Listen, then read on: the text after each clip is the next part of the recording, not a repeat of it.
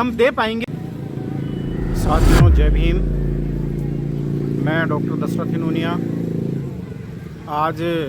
विशेष रूप से मैं जो चर्चा करने जा रहा हूँ वो चर्चा हमारे doctor B.R. Ambedkar memorial welfare society Jhalana Doongri Jaipur स्थित जो हमारा सबसे बड़ा SC वर्ग का जो एक बड़ा एक संगठन है। अभी वर्तमान में इसमें 70,000 से ज़्यादा अधिकारी और कर्मचारी बुद्धिजीवी जुड़े हुए हैं। इसके साथ साथ में इसमें जो है कुछ सीमा तक जो है जन सामान्य वर्ग भी जो है वो जुड़ा हुआ है और शायद आने वाले समय में संभावना है कि ये संख्या 1 लाख को भी पार कर सकती है। तो ऐसी स्थिति में इतनी बड़ी हमारी एक संस्था है जिसमें ज़्यादातर जो है सक्षम लोग इसमें जुड़े हुए हैं, तो क्या हमारा कोई एक ऐसा विज़न नहीं होना चाहिए जिससे आगे चलकर और एक समाज को एक नई दिशा दी जा सके और इसके साथ साथ में समाज के उत्थान में और SC वर्ग का एक इकोसिस्टम हम डेवलप करने में एक महत्वपूर्ण भूमिका का निर्वाह हम मिलकर हम कर सकें। इस दृष्टि से हमें जो है इसके ऊपर विचार करना होगा, क्योंकि अभी चुनाव होने हैं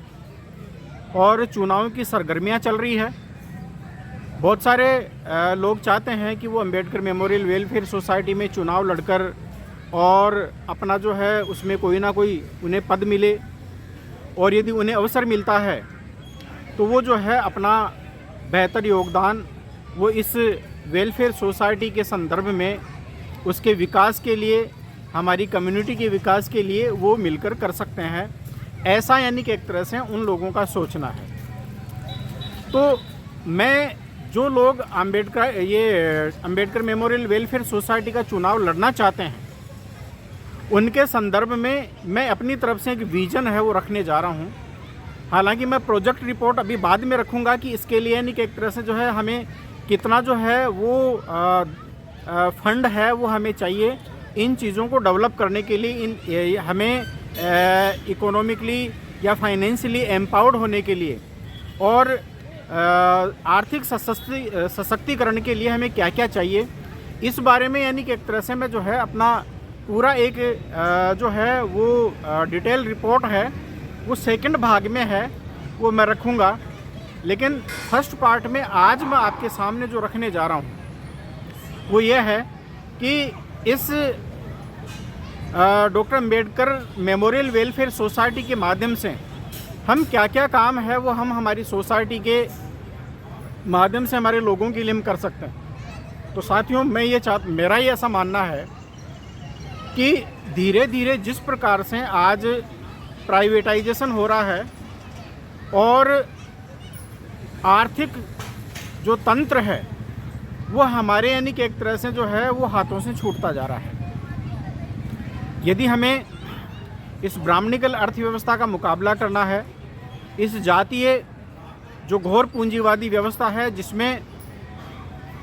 धन के और उत्पादन के जितने भी जो संसाधन है उनके ऊपर जो कब्जा है वो यहाँ के त्रिवर्णिकों का है,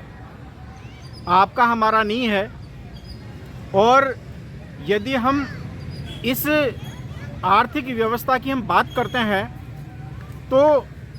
अमीर और गरीब के बीच की खाई बहुत ज़्यादा है। तो ऐसी स्थिति में इनका मुकाबला करने के लिए हम क्या कर सकते हैं? देखिए साथियों, आज जिस प्रकार से शिक्षा का, सबसे पहले मैं शिक्षा के संदर्भ में ही बात करूंगा कि शिक्षा का जिस प्रकार से प्राइवेटाइजेशन हुआ है तो हमारे बच्चे जो हैं वो प्राइवेट स्कूलों में जो है वो मनुवादी लोगों की स्कूलों में पढ़ने के लिए जाते हैं, जहाँ पर उनको ऐसी अच्छी शिक्षा भी नहीं मिल पाती। पहले तो यानी कि एक तरह से ज़्यादातर बच्चे तो हमारे सरकारी स्कूलों में जाते हैं और सरकारी स्कूलों का स्टैंडर्ड आप लोगों को पता है कि क्या है, यहाँ का एकेडमिक स्ट्रक्चर क्या है। मैं उसके ऊपर भी कभी चर्चा करूँगा, लेकिन मैं आज वो चर्चा नहीं करते हुए मैं चर्चा ये करने जा रहा हूँ कि हम यानी कि एक तरह से जो है बेहतर जो है वो समाधान कैसे ला सकते हैं। तो इस दृष्टि से मैं ये कहना चाहता हूँ कि हमें तहसील और ज़िला लेवल के ऊपर बड़े जो स्कूल है वो हमें इस्टेब्लिश करने चाहिए, और इसके लिए वो बड़े क्षेत्र या वो गांव या वो कस्बे जहाँ पर हमारी एक बहुत अच्छी खासी एक बड़ी आबादी है, तो वहाँ पर भी इस प्रकार के जो स्कूल हैं, यानी कम से कम मिडिल से लेकर और 10th और 12th क्लास तक के सीनियर सेकेंडरी लेवल तक के स्कूल तो हम ज़रूर स्थापित कर ही सकते हैं वहाँ पे। तो ये तो निचले स्तर पर यानी कि एक तरह से हमें स्थापित करने चाहिए, लेकिन तहसीलों में और उप तहसीलों में और ज़िला स्तर के ऊपर हमें वहाँ पर एकेडमिक कॉलेज हैं वो बनाने चाहिए, और वो एकेडमिक कॉलेज में यानी कि एक तरह से आर्ट, साइंस, कॉमर्स और इसके साथ साथ में दूसरे अन्य जो अभी नए जो सब्जेक्ट्स जो आए हैं, जैसे ब्लॉकचेन से रिलेटेड है या रोबोटिक्स से रिलेटेड है या और यानी इसी प्रकार से यानी कि एक तरह साइंस एंड टेक्नोलॉजी संबंधित न्यू इनोवेशंस और जो सब्जेक्ट और जो कोर्स जो डेवलप हुए हैं वो हमें यानी कि एक तरह से निश्चित रूप से हमें सम्मिलित करने चाहिए। इसके अलावा हमें और क्या क्या करना चाहिए? इसके अलावा मेरा ये मानना है कि हमें प्रत्येक ज़िले में कम से कम इन कॉलेजों के साथ साथ में और बड़े यानी कि एक तरह से जो तहसील मुख्यालय हैं, जो उप तहसीलें हैं, वहाँ पर हमें इस एकेडमिक कॉलेज के साथ साथ में हमें फार्मेसी कॉलेज भी जो है स्थापित करने चाहिए। हमें वहाँ पर जो है नर्सिंग कॉलेज है वो भी हमें स्थापित करने चाहिए, और हमें जो है परमिशन के साथ में नई परमिशन खुलवाकर और जो इंजीनियरिंग कॉलेज है वो भी हमें वहाँ पर स्थापित करने चाहिए। तो इससे क्या होगा कि जो बच्चे दूसरे जो मनुवादी लोगों की प्राइवेट शिक्षण संस्थाओं में वहाँ पर जो अध्ययन करते हैं, वहाँ पर जो पढ़ाई करते हैं, तो वो जो एक फ़ीस के रूप में जो मोटा जो पैसा है, चाहे वो स्कॉलरशिप के माध्यम से आता हो और चाहे हमारी खुद की फीस के माध्यम से आता हो, वो पैसा जो है वो उन मनुवादी जो शिक्षण संस्थान में उनमें जाता है, तो हमारा खुद का इकोसिस्टम डेवलप नहीं हो पाता। यदि यही पैसा है वो फीस के रूप में यदि हमारे यानी कि एक तरह से इन शिक्षण संस्थानों में आता है, तो ऐसी स्थिति में ये एक तरह से हमारे लोगों के लिए जो है एक तो रोज़गार जनरेट होगा, बहुत सारे लोग जो है वो इस व्यवस्था से जुड़ेंगे, और ये इस पैसे का जो चक्र है वो हमारे समाज के बीच में जब चलेगा तो इससे हमारे समाज में प्रोस्पेरिटी आएगी, यानी संपन्नता आएगी, आर्थिक समृद्धि है वो आएगी। हम फाइनेंशियली, इकोनॉमिकली जो है वो हम जो है एम्पावर्ड होंगे, हम सशक्त बनेंगे। तो इस दृष्टि से यानी कि एक तरह से ये किया जाना चाहिए, और इसके ऊपर हमारे जितने भी जो IAS हैं, IPS हैं, IRS हैं, इसके अलावा जो क्लास 1 ऑफिसर्स हैं या जो की पोस्टों पर बैठे हुए जो लोग हैं जो रिटायर हो चुके हैं, उनको इस बारे में ज़रूर सोचना चाहिए। और ये कोई ज़्यादा बड़ा काम नहीं है, बहुत आसानी से हम कर सकते हैं। यदि हम एक तहसील मुख्यालय के ऊपर यदि 100 अधिकारी, कर्मचारी और इस प्रकार के लोग हम इकट्ठा होकर और वहाँ पर ऐसी संस्थाओं का हम गठन कर लें 50-50 के समूह में, 100-100 के समूह में,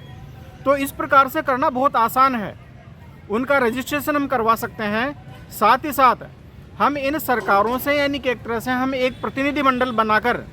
और हम सरकारों से डिमांड कर सकते हैं कि हमें बिल्कुल यानी कि एक तरह से फ्री में या नॉमिनल रेट के ऊपर जो है इसके लिए हमें जो ज़मीन है वो उपलब्ध कराई जाए, और इसके साथ साथ में इंफ्रास्ट्रक्चर के लिए, उसके डेवलपमेंट के लिए हमें जो है सब्सिडी दी जाए, जो है लोन दिया जाए या सब्सिडी दी जाए, या इसके लिए हमें फंडिंग की जाए, ताकि हम आज जिस परिस्थितियों में हम स्ट्रगल कर रहे हैं और हम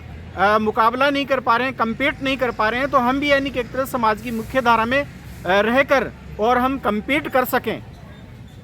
और हम भी इस कंपटीशन से बाहर ना हो। तो इस दृष्टि से यानी कि एक तरह से इसके ऊपर ज़रूर विचार है वो करना चाहिए। इसके साथ साथ में मेरा ये भी मानना है कि कम से कम प्रत्येक संभाग स्तर के ऊपर एक एक मेडिकल कॉलेज ज़रूर स्थापित होनी चाहिए, ताकि आज जिस प्रकार से यानी कि एक तरह से शिक्षा और चिकित्सा के क्षेत्र में जो देश और दुनिया में जो प्रोग्रेस हो रही है उसको देखते हुए यानी कि एक तरह से इस दिशा में जो है वो उचित कार्य किया जा सके। तो इस रूप में यह भी किया जाना बहुत आवश्यक है। इसके साथ साथ में साथियों मेरा ये मानना है कि प्रत्येक संभाग स्तर के ऊपर कम से कम 7 या 8 या 10 जो प्राइवेट यूनिवर्सिटीज़ हैं वो भी हमें जो है इस्टेब्लिश करनी चाहिए। और इसके लिए सरकार से हमें निःशुल्क जो है वो ज़मीन मिले, फ्री में हमें ज़मीन मिले, और इसके साथ साथ में यानी कि एक तरह से जो है उसके इस्टेब्लिशमेंट के लिए जो है वो फंडिंग मिले। साथ ही साथ और बहुत सारे ऐसे तरीके हैं जिसके माध्यम से हम जो फंडिंग है वो हम इकट्ठा कर सकते हैं, जैसे CSR फंड के माध्यम से है, DMF के माध्यम से है, या फिर जो है जो SC/ST सब प्लान में जो हर साल जो पैसा इन सरकारों के द्वारा, राज्य सरकारों के द्वारा और केंद्र सरकारों के द्वारा अलॉट किया जाता है, उस पैसे को खुर्द-बुर्द किया जाता है, सही अर्थों में उस पैसे का सही प्रकार से उपयोग नहीं होता है।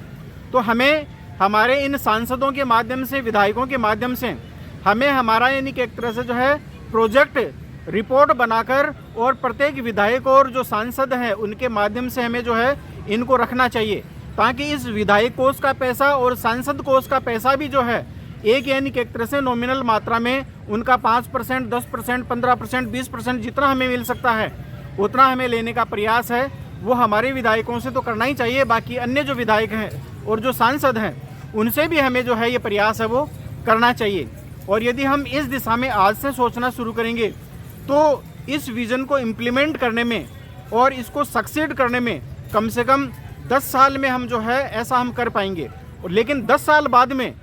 हमारे खुद के जब शिक्षण संस्थान होंगे, जब हमारे यानी कि एक तरह से इस प्रकार के जो है वो education institute, technical institute, medical institute है वो डेवलप होंगे, तो समाज की जो स्थिति है वो बिल्कुल भिन्न होगी, अलग प्रकार की होगी। हमारा जो एक तरह से मनोवैज्ञानिक स्तर पर हम मेंटली, फिजिकली और साइकोलॉजिकली जो है वो बहुत अपने आप में यानी कि एक तरह से जो है अपने आप को बेटर महसूस करेंगे। तो इस दिशा के ऊपर हमें ज़रूर सोचना चाहिए, इसके ऊपर हमें ज़रूर विचार करना चाहिए। और आज मेरा यानी कि एक तरह से यही विज़न है। तो मैंने इसके लिए ये एक